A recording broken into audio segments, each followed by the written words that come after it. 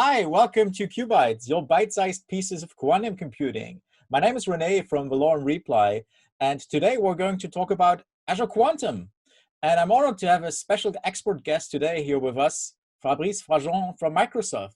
Hi, Fabrice. Good morning. Welcome to the show. How are you? Hello, Rene. I'm doing great. Thank you for having me today. Awesome.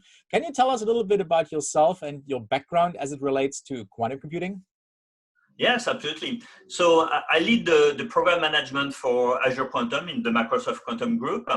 I've been at Microsoft for close to 15 years now, and I worked actually most of my career on operating systems, which has actually given me a pretty good idea of what it takes to build an entire software stack, which is really what is needed for the world of quantum computing. My training actually is in what I will call classical computer science. I've studied, a bit of physics and chemistry as well, but I'm certainly not a quantum physicist or a mathematician. And I think my profile is very telling of what we're trying to achieve with Azure Quantum by making quantum computing and optimization, accessible to non-quantum physicists. That's awesome. That's also exactly the goal of the whole show here, is like making it accessible with applied quantum computing. So can you tell us a little bit about what is Azure Quantum? I know it's a cloud service. I know there's some dev tooling involved. There's a bunch of things. So maybe you can give us a quick overview of it. Yeah, absolutely. So, for customers and developers, it's really, in my view, the only service that provides a fully unified way, and I think unified is really the key term, to access quantum computing systems that may, present each with very different capabilities and, characteristics such as, the superconducting qubits or trapped ions. And it's just the beginning. So we're really creating this unification and simplification for everybody. But we realize that scale quantum computers that are able to really have a meaningful impact for businesses are still relatively far away. And that's why we decided to take all our learnings from our research on quantum and to provide as well an optimization offering within Azure Quantum. Obviously, the field of optimization and quantum computing overlap. And eventually we'll have, at-scale quantum systems that can solve optimization problems. But we wanted to create this bridge between these two fields. And so we're offering this optimization offering to customers today with a software development kit that, again, you can formulate one sub-problem and target multitude of systems and solutions, not only from Microsoft, but from our partners such as QuBites and Toshiba. Nice. So it's a whole suite of tooling and services for quantum-inspired optimization, as well as running on real hardware, right? And that's the beauty of it.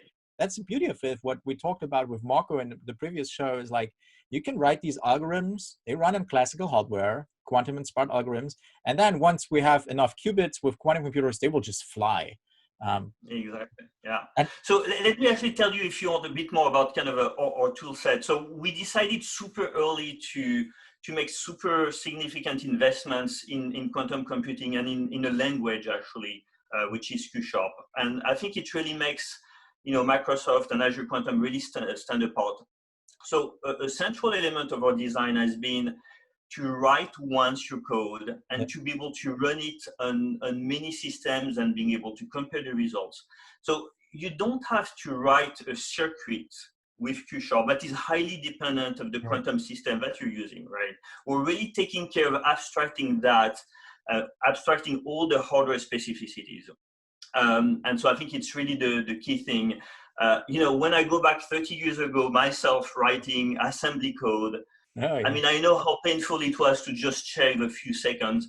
And the industry of software development today wouldn't be what it is if we're still writing assembly code. And that's why we wanted to create Q#. Yeah, awesome. It's a higher level language on top of the qubits, kind of, right?